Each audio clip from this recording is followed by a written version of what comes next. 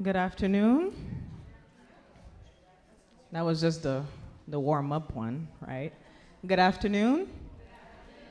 Yes, my name is Noreen, or Pastor Noreen, and I have the privilege of introducing your speaker for you this afternoon. As Reema started up sharing her story yesterday, there is a verse that rang like very loudly in my mind that I wanted to share with y'all. Revelation 12 verse 11 said, "And they overcame him by the blood of the Lamb and by the word of their testimony. And they loved not their lives unto the death." And this verse just reminds me that we do have a whole lot of blood of the Lamb in our camp meeting, but sometimes we don't really have a whole lot of testimony. And it is so refreshing and such a privilege to have a chance to hear your testimony. So with that word, let us bow our heads for prayer, and then the next voice you'll hear is that of Reema. Our Father in heaven, I want to thank you so much for Jesus. And by his blood, we have freedom, and we have peace and joy. And thank you for Reema and her sharing of how, through her trials and difficulties, she was able to seek and find you. Bless her now, and bless our hearts. Even though it's a little bit difficult to hear, Holy Spirit, help us to just remain and get something from this moment together. And it's in your Son's name, Jesus Christ, that I pray this prayer. Amen.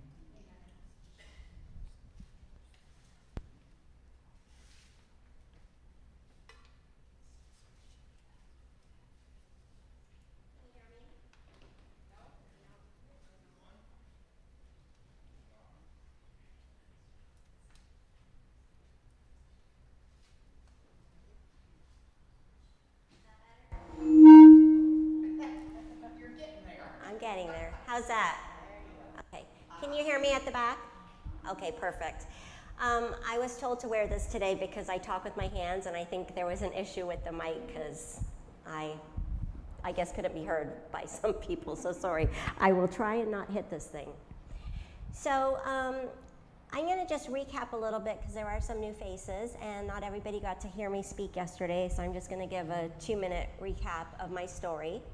And so my name is Reema. I am a mom of 6 boys. I have a husband of 30 years, and I feel like I'm still moving. Okay, I'll try and stay still. And I was raped by my pastor, my youth pastor. My dad was very abusive. My mom was a battered woman. We were battered children. And when I was 22, I was raped by my pastor, someone that we trusted, we loved. He knew what was going on in our family, and it broke me. And so yesterday I was sharing how I got to that place. I talked about going to my church leaders, and nobody did anything. And so that's kind of where I'm going to take off today. But as I said yesterday, I went to the local conference, and the principal, who was friends with my rapist, best friends with him, wrote him a letter of recommendation before he left, and he allowed my rapist to write a letter to the community, and he said that during a vulnerable time in his life over the last year, that his mom had died, and a young lady had come into his life and had taken advantage of him. So this was the letter that was sent out to the community. And I'm going to go fast forward now to, I had talked yesterday about Sanj and I getting married, and we had our pastor that was marrying us stand up for us, and he's the one that had me tape a conversation with my rapist, and then he approached the principal, and a long story short, he was let go, but at the same time, he just moved on. So today what I want to talk to you about is the 10 steps that my perpetrator took. And it's not exclusive to me. This is steps that I believe most perpetrators will take, whether it's a pastor, an elder, an uncle, just somebody that knows you. It's steps that they take to snare you, really. And I was asked to speak, the first time I was asked to speak was in BC in 2016. And my brother, Kumar, was the ministerial director out there. And so it was the first time someone had asked, and he said, Dee Dee, what's what they call me, their sister, older sister, would you share your story with my pastors? And, you know, truly, it was one of the most frightening things I have ever done, because I was speaking to a group of pastors, people that I didn't think I could trust anymore had raped me. And so I agreed, and I am not a public speaker. And, you know, getting up front is very stressful, it's scary, it's all those things. And I'm talking about a subject that I'm just sharing my story, but he also asked me to do a workshop, and I was thinking, how can I do a workshop? I'm not really educated, I guess, in this topic. I can only speak from experience. And I remember looking and Googling, and honestly, this was truly a God thing. I found this video, and I listened to it, and this lady was telling a story. And she was telling a story about the 10 steps her perpetrator took. And if I had closed my eyes and listened to the story, she my story verbatim. What's the word? Verbatim, thank you. And I was shocked. I was like, wow, how does she know? Where is this coming from? And as I started researching it, she was sharing my story. And here's the thing, my story was many people's story. And so as I share my story now, I'm able to share these 10 steps that you can relate to. If you know someone that's a narcissist, if you've been abused, if this has been something you've experienced, more than likely you'll be able to understand 10 steps, because they're so subtle. A perpetrator is someone who carries out harmful, illegal, or immoral acts. It's a noun. Sex with the pastor is abuse. When a woman goes to her pastor for advice, it's not for sex. She never imagined her pastor would do something so gregarious as to manipulate her into having sex. Or a young person who seeks counseling from her pastor, never thinking that he is a perpetrator. The stage is set so perfectly.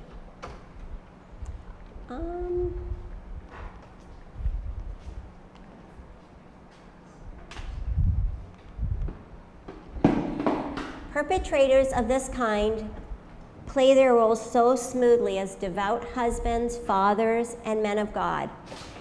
I talked yesterday about how I used to love our pastors, because they were people that just seemed so perfect up front. You know, they were kind, they were loving, they were dressed nicely, they were well groomed. They seemed so polite and nice to their kids and their wives, and I wish that I had had a dad that was like us. The first step is gaining her trust. With my pastor, my rapist, he already had kind of gained my trust, because he was in our family, my parents knew him, my brother, he was a great leader for my brothers, and what was not to trust? You know, my whole little bubble in my town trusted him. The principal, everybody loved him, he was known as pastor, it was a term of endearment. So as I said yesterday, nobody really called him by his name. He gained my trust pretty easily. He was very affectionate. This pastor was someone that his office was always open, and it was so common to see kids, young girls going into his office. He had a bench there, hanging out there, sitting on his lap, on his knee. You know, he'd go by and give people kisses on the cheek. It was just, it didn't seem weird, because it was something he did all the time. And so he made something that was really not normal, and no one really thought about it. And so when we met, he would give short hugs, meeting and greeting. Step 3 is emotional isolation. This is when he started to call to say, how are you doing? I remember the first time he called me, my brother was away and he knew that. And I was like, why are you calling me? In my head, I thought, why are you calling me? And he says, you know, I know you're really going through a rough time. I just want to check up on you. And as I said, they are very gregarious creatures. You know, they are outgoing. They know how to draw you in because they care. And he knew about my breakup with my boyfriend. He knew about my dad. He knew that I was really struggling. And so he kind of did this whole pastoral, if you want to say, approach. somehow in there they'll slip questions about your sexual life. And so somehow he got me to tell him I was a virgin, and that was very important to me. And, looking back, I wonder, am I touching something? No, it's the fan. Oh, is it disturbing you guys? Sorry? I don't know if it's a fan behind you. Okay. We'll see if that's better. Sorry, I'm such a fidgety person. I am very ADHD. You'll learn that this weekend. So looking back, I'm like, how did he even get that information from me? But again, I'm talking to a pastor. He's a man of God. Like, he cares about me. He really cared about me. My parents allowed him into his home. My dad actually not listened to him, but listened to him. You know what I mean? Like, he actually sat and listened to my dad as this pastor and one of the other pastors approached him about abusing us. I really trusted him. And he would start touching hands or lengthening a pastoral hug. That didn't really, I didn't really question that, just because I saw him doing that with everybody else. I'm gonna move this one. I hope that's better. Priming her. Flattery and making her feel special, thus warranting the pastor's attention. She would not think to question the integrity of a man of God. When you grow up without a loving home, and especially as a female, a loving father, or as a male, not having, actually a loving father too for men, but moms too, it really does do something to you. And you don't realize it, but you're starving for some affection from that sex that's missing. So, my dad was never one to say affectionate things. He never said, I love you. I craved that from my dad. Now, our family wasn't one to say, I love you. My mom and dad, we just didn't say that in our home. And I remember when I was getting married, all I wanted to hear was my dad say he loved me. And over a few years, I tried this and that, but as my dad walked me down the aisle, I was like, I have him. When he hugs me, I'm gonna kiss him and say, I love you. Well, what are you gonna say if I say I love you? You love me too, usually. My dad walked me down the aisle and I hugged him, and and it was so weird saying it to him, but I said, Daddy, I love you. And he looked at me and he said, thank you.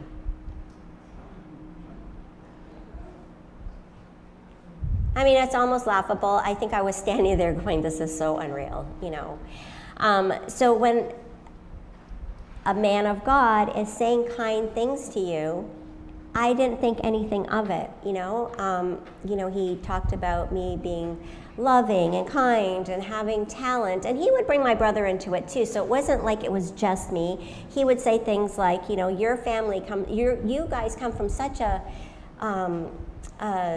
harsh situation, but you guys are such amazing people, blah, blah, blah, blah, blah. And so you never think about it, because it seems like he's doing it to other people too, and who doesn't want to hear that from? He enmeshes himself in her life. Again, he had this down pat. To ensure everyone, especially the woman, sees the relationship with their pastor as perfectly normal, he enmeshes himself in his world. He does this by befriending her family, her husband, her friends, the children. So pastor being in my life was just something that was, you can turn it off if you need to. I'm just going to turn it down and low. Okay, that's fine. Angle it down. Okay. My mom loved him. She would make curry. My mom was known for her cooking, and she would make curry for him for us to take over to him, just as a thank you, because my mom was so grateful that my brothers had a positive influence in their life. She was a little concerned when she saw that he was befriending me, but if I was to be very truthful, I didn't really have a lot of respect for my mom at that point, because I was so angry that she was staying with my dad, and that we were dealing with all sorts of nonsense, because in my eyes, my mom was weak. And it was so maddening to me. And so, I kind of brushed my mom's thoughts aside. So me being in my rapist's environment was not abnormal. In public, he throws her knowing glances, brushes by her non-accidentally to cement the secretive specialness between them. So I remember my pastor, my rapist, taking the high school kids to a church nearby, and they were doing their school program. And I had gone with my brother, and his wife was at the door holding their son. And I don't know if we do this still, but you know, back in the day, the pastors would stand at the door and greet each person, shake their hand. So he was doing that, and as I came by, he gave me a hug and he said, "You look really pretty today." He had just spoken this incredible sermon. And I told you yesterday, when he spoke, it felt like Jesus should come right away. You know, and this, by the way, leaves the woman extremely confused. I can't tell you how confusing that was. And in the pit of my stomach, I kind of felt uneasy, and I kind of was like, okay, God, like, what is going on here? Like, is this, like, am I doing something wrong? You know, I need to know what's going on here. And yet, at the same time, he was a pastor, he was a man of God, he was married, he was a father. Who could be safer? Psychological isolation. In private, subtle questions, even perhaps criticizing her friends, her family, spouses, giving longer, more meaningful pastoral hugs happen. And, you know, he did this, of course. You know, he started to, he didn't know my friends, but he would start to, you know, say things about them, my dad, but not too much that I would look at him like, okay, that's not really cool. And at this point, the woman is very confused. And yet, as I said just a minute ago, the man of God is the trump card, which seems to be playing out more and more. Which seems to be playing out more than not. In his world, at this point, the pastor begins to share his world. Woe is he, about his loneliness, his unhappiness, especially his marital dissatisfaction. He would tell me this, you know, and the pastor seeps under her skin into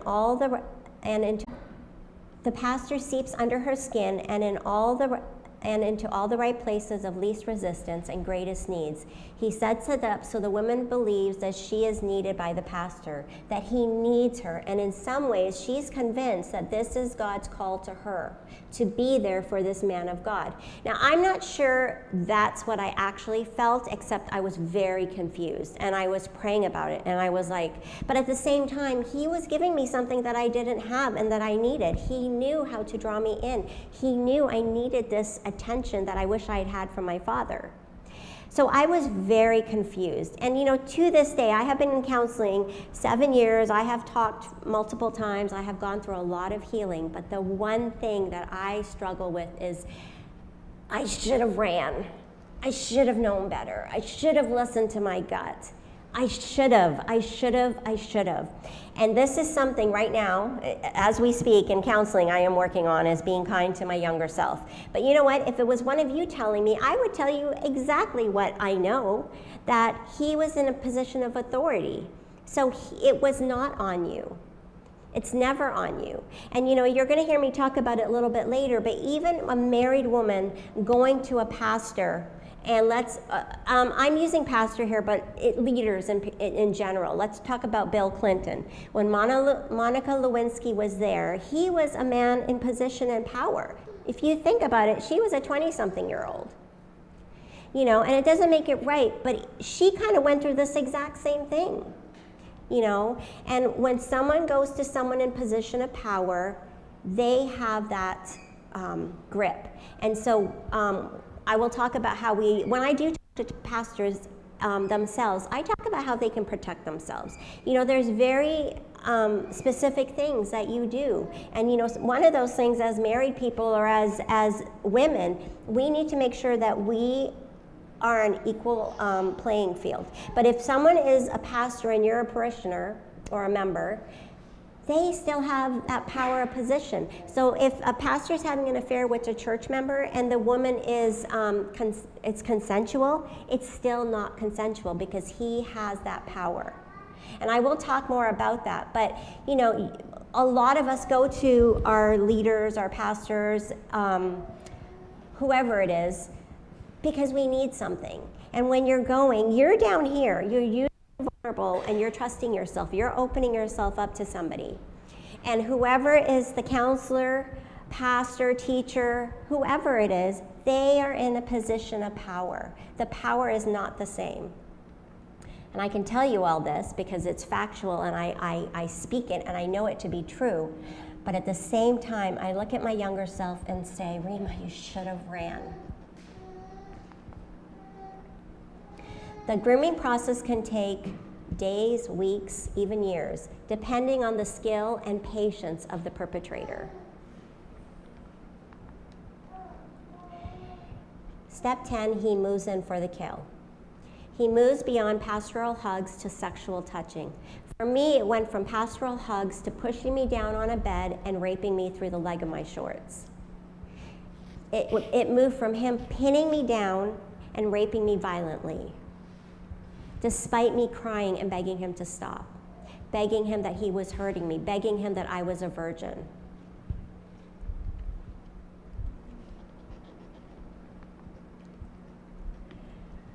I talked to you a little bit about yesterday when I went home, how I just didn't know what to do. How is this man of God, the man up front, the man, the secret man that she knows that's doing something wrong, how is he up there?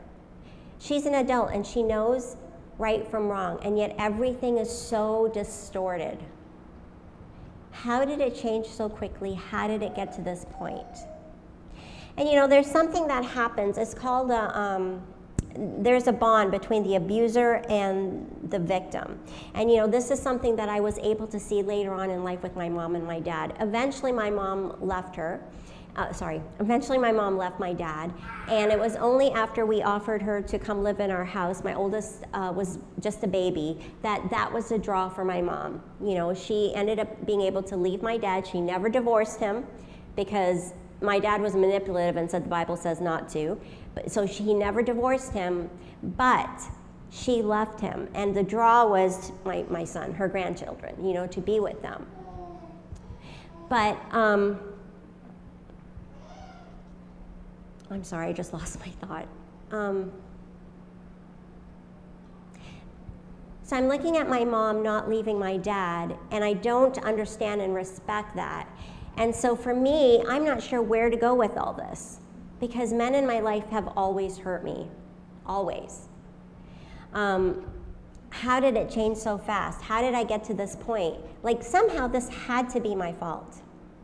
It had to be, because how was someone like me, I was a good girl, how was someone like me in this position? And what I just remembered my thought, thank you Jesus. Trauma bond. And so with my mom and dad, even though my mom left him, there was not a day that went by that my mom did not call my dad. He didn't know where he knew she lived with us, but eventually she went out on her own. She never shared her address with my dad because she was scared to death of him still, but she was connected to him. Till my dad died, she called him every day. They'd still fight over the phone and do whatever, but there is a bond between the abuser and victim. And with my rapist, there was that connection that I could not understand.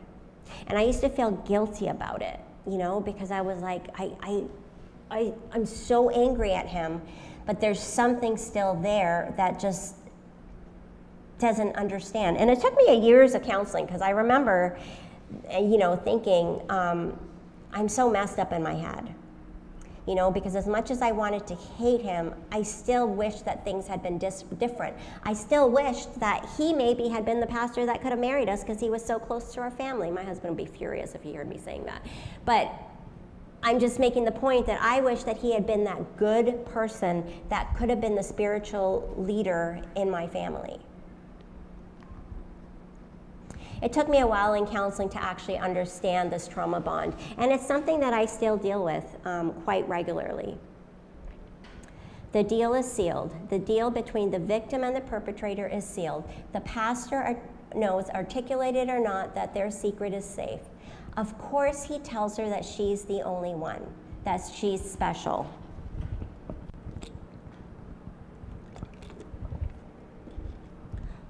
Looking back, I know I wasn't the only one. Other people came forward, not the way I did, but their friend would say it. It went public, and I've had numerous people say my friend was da-da-da by him. And you know, the interesting thing about my rapist is that he would target certain kinds of people, certain kinds of girls. And it was the girls that were broken, that came from broken families, that were vulnerable, that were lonely. It was never those that were like, had parents of some prominence, or that came from money, or were settled. Not that money fixes everything, don't get me wrong, but in this community it did matter, you know. One girl, he called into his office and he kissed her. He kind of just smashed her head up and kissed her. She told me the story. And she slapped him. And she told her aunt, and she was a child who didn't really have a parent. Her mom was dysfunctional. She had come to live with her aunt, and they had sent her to our Adventist school. She was broken. But that girl, boy, was she strong. She slapped him and she walked out of there, and she told her aunt. And she went to the principal's office, and he said, well, let's bring the pastor in. And he denied it. Now, why would you bring the rapist in? Why would you bring the perpetrator in? You know, why not deal with him privately first? Because of course, most times, if you're a young person, most victims are not going to want to be able to be face to face with their perpetrators.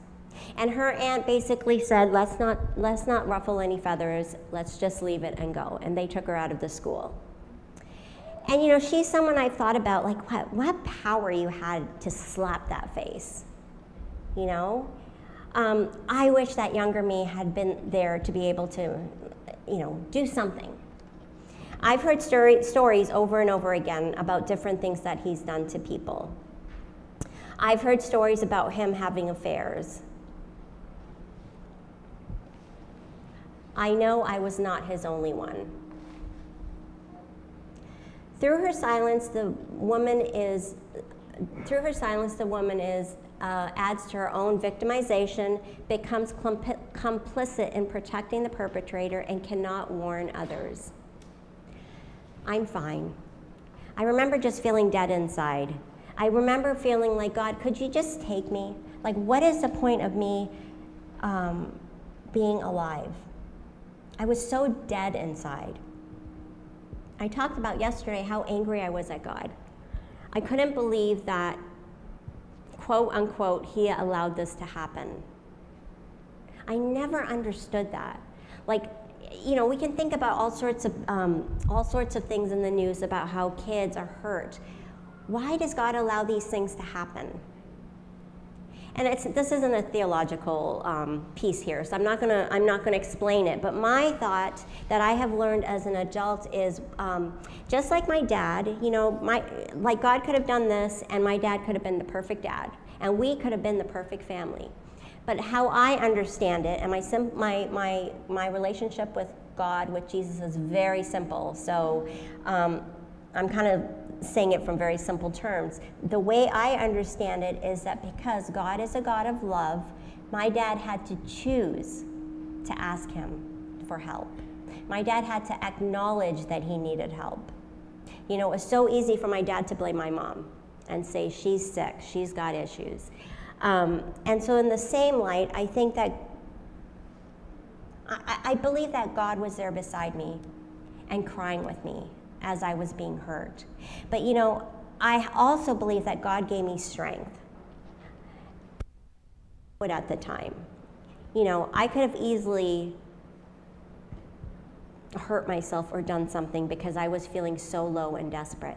When this happened, I literally had nobody to tell. Who could I tell? You know, as time went by and I even shared a little bit with my friends, nobody knew what to say. In fact, some of the stuff they said only made things worse. And part of it is because we were all so young, we were all so naive, we were all so innocent. And so this happening was like, oh my gosh, I can't believe it. And so things they said were just, I'm gonna say they were stupid, but they weren't meant to be hurtful, but they hurt. And so I had nobody to turn to. I didn't have parents that I could turn to.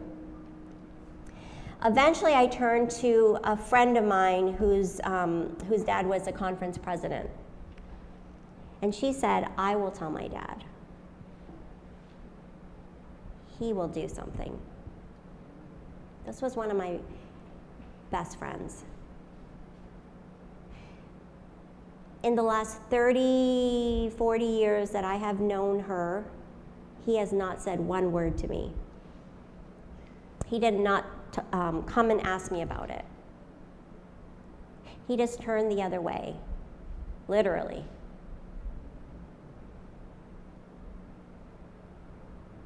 I wrote him a letter probably 5 years ago, and sadly, he's in my life because through marriage and blah, blah, blah, he's related.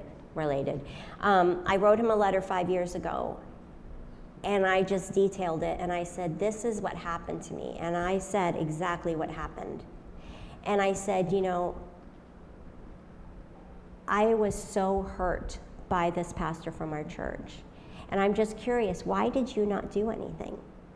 If it had been your daughter, if it had been, and I named a couple of other families that were very close to them, that were of affluence, would you have done something? I mean, I'm Reema Dixit. I was a girl from the wrong side of the tracks. I was a person whose dad was quirky, and honestly, really was embarrassing. You know, he made a nuisance of himself. But if I was somebody else, would you have cared? Would you have done something?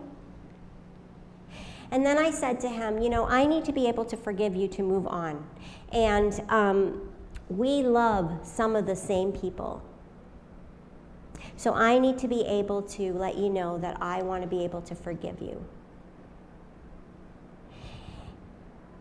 And I made sure that letter was hand-delivered to him. He did not respond. This was my conference president. This was someone that ended up moving up the ladder to union. This is someone that is revered and respected wherever we go. This is someone that is asked to pray wherever we go, wherever he goes, because he is or was somebody. He was respected. He is asked biblical, theological, questions. Like he's respected. You can know the Bible all you want, but if you are not acting like Jesus, what is the point? I might get in trouble for this, but seriously, okay,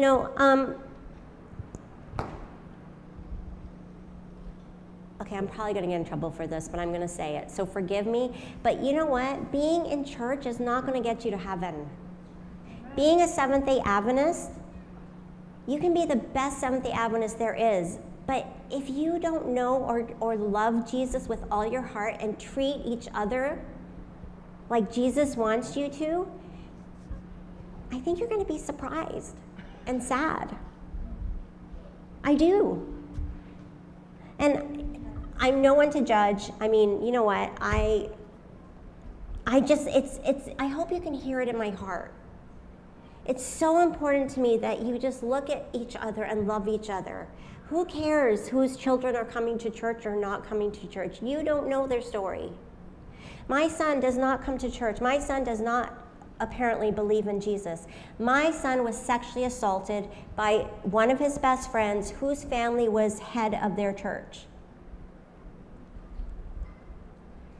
Do you know I did everything to protect my children? Everything. And this son of mine, how can he believe in God? Because it doesn't matter what we do. I mean, I really hope my example, I don't push religion down my children's, I just want them to love Jesus. And I try to do it with my example for them, a lot of it, But how can he see this person up on stage every single day at church, every week, and see them on the praise team and this and this and this, and yet he's a bad person. This child has raped girls. This child, he's not a child anymore, but my son's, quote, best friend, has hurt women terribly, and yet he's up front.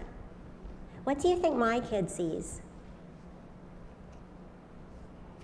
I mean, it breaks my heart. It breaks my heart as a mother. And yet all I can do is beg God. All I can do is hope that my child who hears me speaking and all of them are so proud of me that somehow this seeps into them and they know that Jesus loves them. You know, I don't talk about doctrines. I don't talk about, you know, a lot of what we believe in, a lot of like the 25 beliefs we have, there's that book. I don't talk about those things with my kids right now because all I want is for them to know Jesus as their best friend. The rest of it will come, I believe. And you know, as a parent, all I can do is guide them. All I can do is direct them. But they're all grown now. And so I have to believe that God is going to do what he has to do because I've done my best. And yet somebody hurt my child. Somebody broke his heart. You know, and when you're young, sometimes you don't know where to see Jesus. So you look up, you look up. You look at the people up front. You look at the people that are praying. You look at your teachers. You look at your, you know, pastors. I'm talking about, my story involves a pastor, but really I'm not focusing on pastors. I am talking about anybody who has power. Do you know how many times I have heard of elders raping their victims at church? I have heard of a little girl, she was 4, 5, 6, and this elder would take her into a closet and repetitiously sexually assault her until she was like maybe 10, 12 years old. I mean, unfortunately, part of me sharing is I hear so much yucky stuff. I'm using the word yucky because I don't even know what is a strong enough word to tell you. I hear stories all the time, and it's heartbreaking. It's heartbreaking. When I say I speak for other people, I am a voice because some of these people don't have that voice. And it breaks my heart because you know what? I'm healing. And I'm doing the work, and it's hard work. It's hard work. You don't even know. I told you yesterday, I gave birth 6 times. This is hard stuff.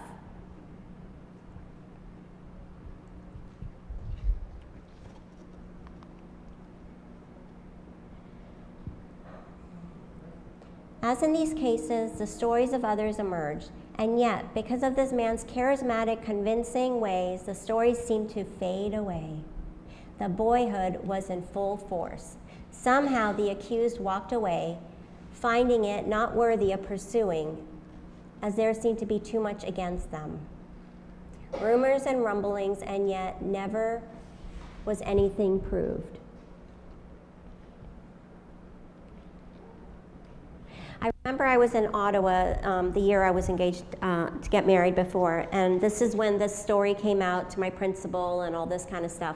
And I was in Ottawa, and I wish I had been more, I don't even know what the word is, just more on. But I got a phone call one night, and I was by myself, and it was this guy calling from one of the local unions. And he introduced himself, which I wish I had written down, but I was, first of all, it wasn't this kind of phone time, you know, I was on the dial-up. And I was just shaken because someone is calling and wanting to talk to me, someone is calling and wanting to talk to me about my rapist. And he said, I was in this meeting because your rapist applied for this position in this conference. And I was in this meeting and I heard rumblings about this. How he got my phone number, I don't know. Well, you know what, I had 411, so I guess he could look it up. But he was in a meeting where my conference president sat there and they brought him up and his lips were sealed. He did not say one word. This is somebody that knew me. How do you think that made me feel as with my self-worth? I already didn't feel worth much. But how do you think this made me feel? It convinced me that I was one of those unworthy people.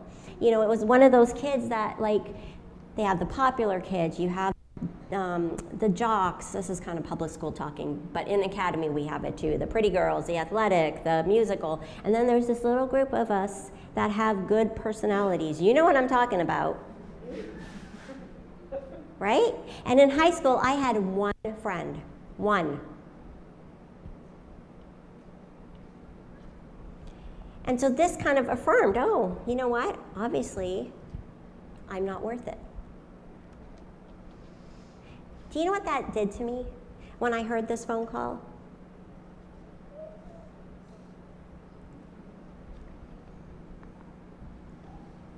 Life continued. It didn't matter that my whole world was spinning out of control. All around me, life went on.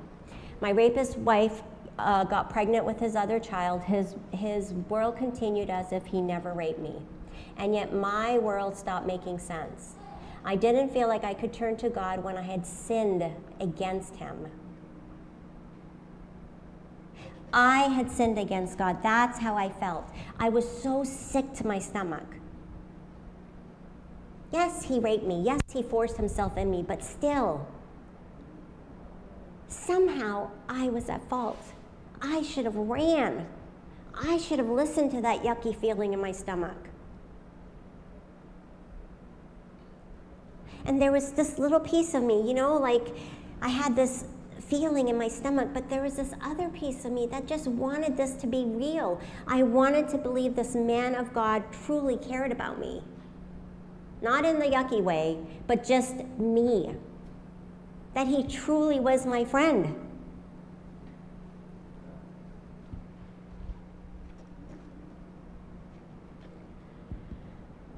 And yet the pastor still continued on stage, spitting sermon after sermon.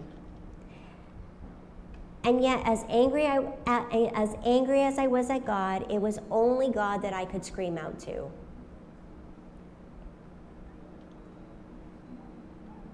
God picked me up. And one of the ways God picked me up was to bring my husband into my life at that point. It was very interesting with the timing. You know, I was raped. I was walking a lonely road. A few months later, I graduated. And then a few months after that, my husband and I got together. And, you know, it was interesting because I believe God put him there to pick me up. God put him there to be that person for me. I mean, we were both young, and it wasn't easy to travel that journey together, but I wasn't doing it alone. You know, and Sanj was so angry, rightfully so. And you know, we struggled through a lot because I wasn't angry, I was confused. You know, that trauma bond, it's very confusing. And yet God was there beside me. You know, he brought this person that he had already known 5-6 years ago when I was not a good student. So in my psychology book, I'd be in my notebook because it was is it psychology? No, it was, you know, the class where it says, is the chair here or not here? Philosophy. Philosophy, okay. Philosophy. And so we had that class together, and literally the teacher said that, well, is the chair here or not? And that just messed with my mind so much. I mean, it was like, what kind of a dumb question is that? But in philosophy, he took it and I took it, and I would be sitting there doodling in my notebook, Reema Sukumaran, Reema and Sanj. I was so immature. But God saw that happening. I mean, you can read in my journals. I was like, please, can I have Sanj? And honestly, it's just so embarrassing when I read it. I get like goosebumps. I'm like, boys, you have to burn my journals before you ever read it because you'll be appalled. But God knew what he was doing. You know, he got us together in his timing. Now, I will be truthful. There's many times when I've asked God, why couldn't you have brought him into my life 4 years ago? I would have been saved. Why didn't you?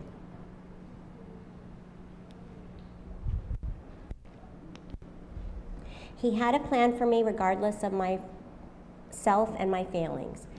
This journey that I was on was, and I will say is, a very long, difficult, and can be a very lonely road. The boys' club. I feel like I need to always stop and say, you guys have these amazing, amazing leaders in Canada. You really do. I'm not saying they're perfect, and I know that Canada, we have our perpetrators too. 100%. Active now. But here's the thing. You have leadership that is stepping up. Canada was the one, so when my story came out, it was 2016. There's a lot of amazing things that God does, but I'm just going to give you a little piece of it. 2016, when the union heard about my story and took me on, and I will explain that later, they asked me to work with them to develop a course about this, and it's called Reclaiming Hope. Reclaiming Hope, and then something about sexual abuse. Sorry, I can't remember it. But it started in Canada. It starts with my story, videoing. And if you ever watch it, you will see such a difference in that Reema telling the story and now. I was petrified because it was literally the second time and I was on camera, and it was so scary. But it starts with my story, and then there's 30 hours of coursework that you have to do. And then it ends with my story. And at that time, my story was still very painful. It did not have some of this ending that it has now. And here's the great thing about our church, our Canadian Union. Mark Johnson made every single member, employee of the church required to take that course. Did he not? Still required. 30 hours, and it's a bit outdated, but who does that? I don't think technically you can do that, but he required it for every single employee. He brought me in to share my story. This did not happen in Canada. That's it. Sorry? That's it. Yeah. It cannot happen again. No. That's the thing. Yeah. This did not happen in Canada, and yet the Canadian Union has stepped up. You have so much to be proud of. And I get very concerned when I share my story because it sounds like bashing to pastors, but it's really not. Hopefully you get that. Hopefully you get that it's to build awareness. It's not just about pastors. It's about the uncles. It's about the elders. It's about the dads. It's about the teachers. I mean, it's about all of us. And it does not happen to just women, people. I wish I could tell you every single time I speak, I have one male, two males coming up and telling me, you're telling my story too. And for men to admit that, it is just so incredible. And I'm always awed at their strength to do that. Always. We say 1 in 3 women and 1 in 6 men are sexually assaulted. There's no way that is correct. Because how do they know that? All the people that have shared their story with me, and let's say there's 50, not one of them have reported it. So how do they know that? I would be bold to say it was 1 in every 2 for women and 1 in every 3 for men. Because even if women report it, men sure do not. You know, men don't share it with their friends, most of them. And my heart aches as a mom of a son that was molested.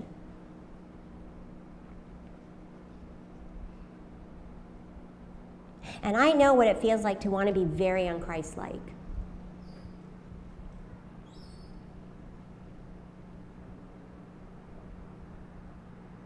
I mean, there's nothing more painful than watching one of your own hurt. I would do this all over again, be raped, be beat, whatever, if I could protect my own child. So I want to leave you with that please be proud of your church. Please encourage your pastors.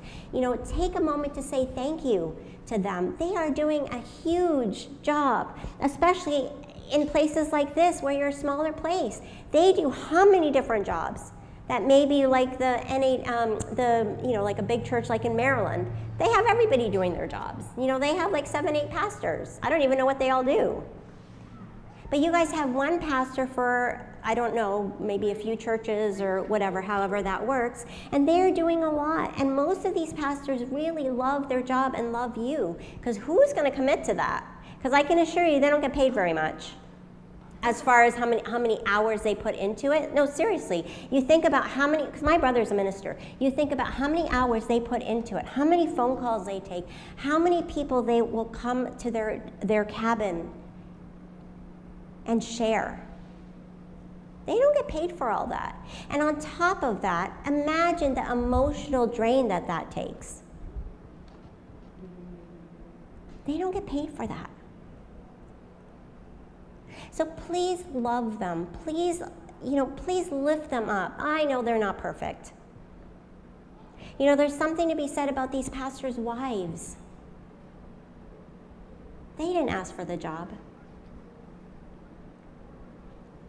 And yet they carry so much on their plate.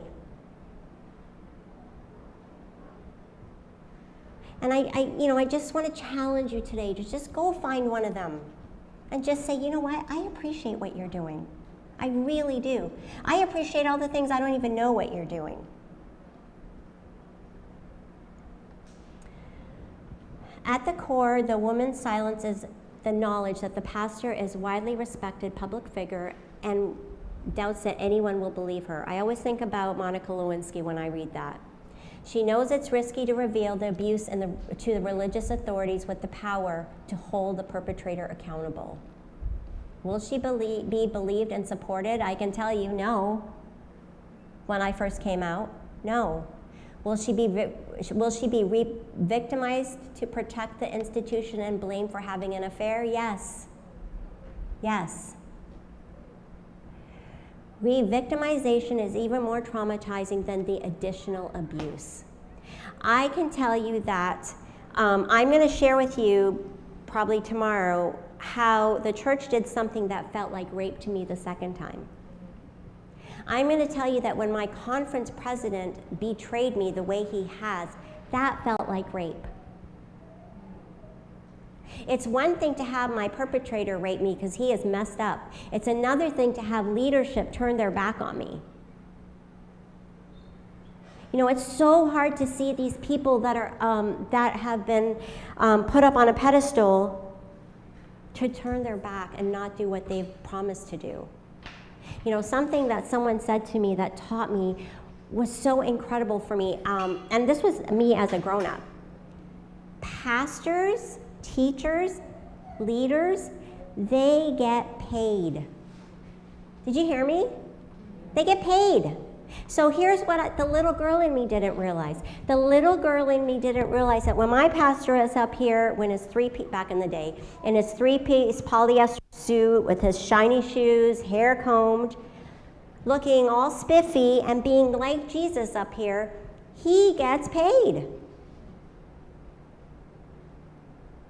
And then when he goes home, he's human. He might be irritated with his kids for throwing their shoes on the door. He might be irritated with his wife for no reason, just because he's irritated, because he has to take it out on someone. He's human. But as a little girl, I didn't know that. As a little girl, when I'd see youth pastors up here in their cool jeans and their Nike shoes and their little cute tops, whatever, they got paid. And you know what? Let me tell you something. That made a difference in my life. And I only figured this out. I know this sounds stupid, but I only actually put this together in my head a few years ago. And it was like, oh.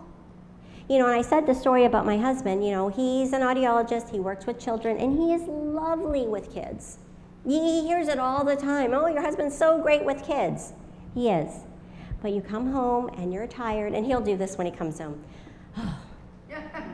And I just look at him and I'm like, no. Put the shoulders back up. Hi, dear. How was your day? And then you can slump him. And he does that. It's a joke we do now. But he gets paid to be kind at work. Not that he's not kind at home. Don't get me wrong. But he gets paid. If he was not a good people person, a good audiologist, he wouldn't get paid. And so I just want you to think about that. I want you to think about these positions. And at the same time, I think that we as pastors, and this is something I try to talk to them about, is that you have a very, very precious job. Because when you're standing up here, when you're interacting with young people, you are representing Jesus. And that's just not to pastors. That's to all of us. Our kids see us coming into church with our Bibles and talking about Jesus and knowing that we're Christians, we're Adventists, but they're watching us. We might be please hear this, we might be the only person that someone sees Jesus. You might be the only person that someone sees Jesus in. It could be anybody. What if it was your daughter? Would you find a way to have dealt with this? What would you do? This is going to upset you, but he's still out there. Wow. I have pictures of my rapist doing investiture. I have pictures of my rapist preaching. I have pictures of my rapist doing all the things that we do, but you know what? Guess what? He's not getting paid. He's special. He's a guest speaker. So he gets paid a different, you know what I mean? Like he's paid to come in. He's not on a salary. He's a chaplain at a well-respected hospital. He is loved and cherished. And yet he's smart. And so when he comes and he's a speaker, he gets paid over $1,000. I can't imagine getting paid $1,000 to speak. That would be awesome, but anyways. I'm not as charismatic as him. But the point is, he's still out there. He's still doing this. And you know, this is our church's problem. And here's the secret about this, okay? This is so frustrating for me because I always thought, man, if I could get up there, if I could speak to Dan Jackson, this was a few years ago, if I could speak to Dan Jackson, if he could hear my story, he will help me. And so God had it happen because I asked him, and I was asked to speak at End It Now. And, you know, where you share your story, and they have this whole not retreat, but this whole seminar about rape and sexual abuse and all this stuff. And it's NAD, and it's worldwide, and 10,000 people heard my story. And it was one of those things where I said, Jesus, can I please meet Dan Jackson? Because I know it's going to make a difference. And it happened that he wasn't supposed to be in the country, but he happened to be in his office, and he had 30 minutes where he gave it to me. 30 minutes. And I was like, wow, this is like meeting it was meeting the president, but it was just like, wow, this is so cool. He's going to hear my story, and I'm going to make a difference. Something is going to happen. And he heard my story. He saw my tears. And I was so angry that I was crying. And I said, these are angry tears. And he said, but they're still tears. And I started sharing a story with him that I had heard about this girl. And she had been molested, raped by her pastor. And her pastor was also her father. And she committed suicide.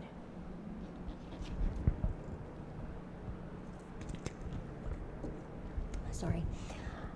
And the interesting thing was that Dan Jackson finished that story for me.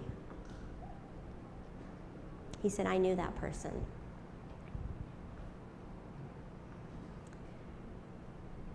He said, I was a young pastor, and I didn't know what to do. It gives me goosebumps because he didn't have to be honest. He didn't have to share that with me. And yet, because he got it, he was implementing things to make a difference. And so here's the thing. Here's my biggest frustration. I could tell Dan Jackson what happened. I spoke to, it doesn't matter his name, but the NAD, or actually the GC lawyer, Karnick somebody. He heard my story. I have told my story to a gazillion people in leadership, but nobody can make a difference. You want to know why? And Dan Jackson said this to me. I said, do you know how many times I wanted to sue the church? Because money talks, and he told me that. Money talks. And yet, here's the thing. I love my church. I love God's people. I love Jesus. And so all that money is not going to make this go away, this pain go away. And I have asked God from a long time ago, after my rape, to please do something with my pain. Because if he did something with my pain, it would not feel like it was wasted. And it took him a while to do that. But here's the thing that I have learned, and it's so frustrating for me. Change doesn't happen up here in our church. The way we are structured, change does not come from up here. I promise you, NAD and SDACC are doing so many things to implement things to protect us, to protect our vulnerable. Let me tell you something. There are issues happening in Canada that your president is, bam, on it. Mark Johnson, on it. Paul Llewellyn, on it. And you've heard them. What is it? Pull punches, thank you. They don't pull punches. You know, those are the kind of people we need. But change happens down here. Do you know what that means? That means the power is in you. You as local churches, you as local conferences have all the power. If you're not sure how to use that power, go talk to your president. Because I'm not sure personally what that means, but I know I've been told enough times that change comes from here. So we have to start implementing policies. You know, and I'm not an expert in this, but we have people in the church that are experts, and if you want to know how to fix it, we need to start talking to those people. We need to stop protecting your friend that was charged with molestation. We need to stop protecting this elder that had charges. Most of the time, people are not lying. You know, we talk about 1 in 10 are lies. Well, what about the 9 in 10? That's not the actual percentage. I'm making it up. But I'm just saying, if it was 1 in 10 that a lie, why don't you talk about the 9 out of 10 that are telling the truth? We're talking about 9 women complaining about 1 person. Why are we worried about the guy? Okay, so my time is up. I'm getting all fired up now because this is something I'm so passionate about. In my hometown church, Peterborough, which I don't go to, there is a perpetrator actively there. And he's being protected. There are perpetrators in so many churches I can name to you. So you guys have the power. If you're not sure how to use that power, you need to start talking about it. You can help them do that. Right, sir? So this little girl, who nobody cared about, that I was raped by my pastor, my church didn't care, my conference didn't care, our union didn't care. Do it for me. Do it for all those countless faces of little girls and little boys that are out there. You have that power to create change. And you know what? God will hold us all accountable. Thank you.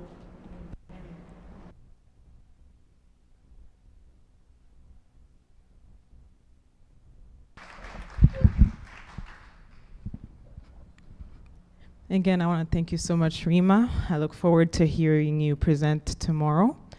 We have a little more than 10-minute break until our next speaker comes up. Oh, yeah, okay, sure. Is this on? Okay. Just a quick, I have to advertise for myself. I have a book. It's $20. Please grab a copy. If you don't have cash, you can e-transfer, you can do whatever, but I need to be sold out. And they're going to sell out because I asked God to sell me out. So if you want one, you better get one today. Amen. And on that note, we can go right on our break. See you then.